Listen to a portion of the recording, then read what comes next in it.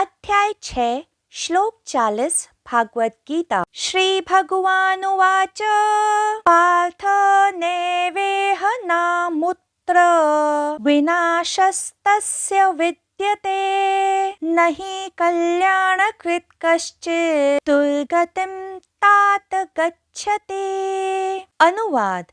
हे पार्थ, उस मनुष्य का ना तो इस लोक में और ना परलोक में नाश होता है, क्योंकि हे प्रिय मित्र, शुभ प्राप्ति पर चलने वाला मनुष्य दुर्गति को प्राप्त नहीं होता है। व्याख्या। पुत्र को स्नेहपूर्वक संस्कृत में तात कहकर संबोधित किया जाता है।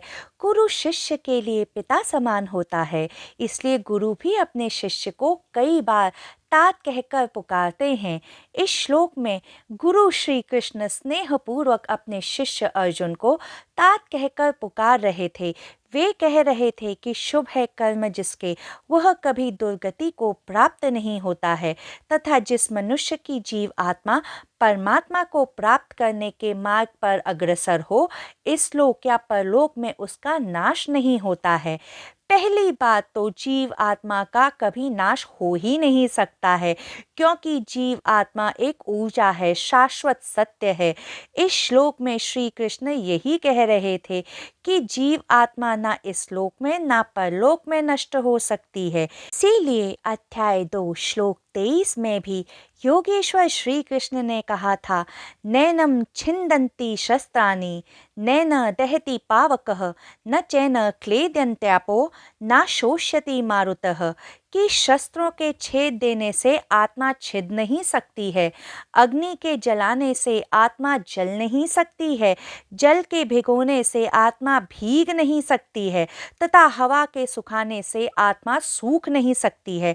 श्री कृष्ण अर्जुन से इस श्लोक में एक अनोखी बात कह रहे थे कि शुभ कर्म जिसका सफल हो जाए उसकी तो दुर्गति का सवाल ही नहीं होता है, किंतु शुभ कर्म जिसका सफल ना भी हो पाए उसकी भी दुर्गति नहीं होती है। एक और बात जो सच है वह यह कि अशुभ कर्म जिसने किया सफल ना भी हो पाए दुर्गति ही होती है। अशुभ विचार भी पर्याप्त हैं दुर्गति के लिए, तथा शुभ विचार पर्याप्त हैं दुर्गति से बचने के लिए, क्योंकि अंततः मनुष्य के विचार ही बीज से विकसित हो मनुष्य के जीवन का फल बन जाते हैं। इसलिए शायद गौतम बुद्ध ने कहा था कि जो तुम हो वह तुम्हारे विचारों का फल है।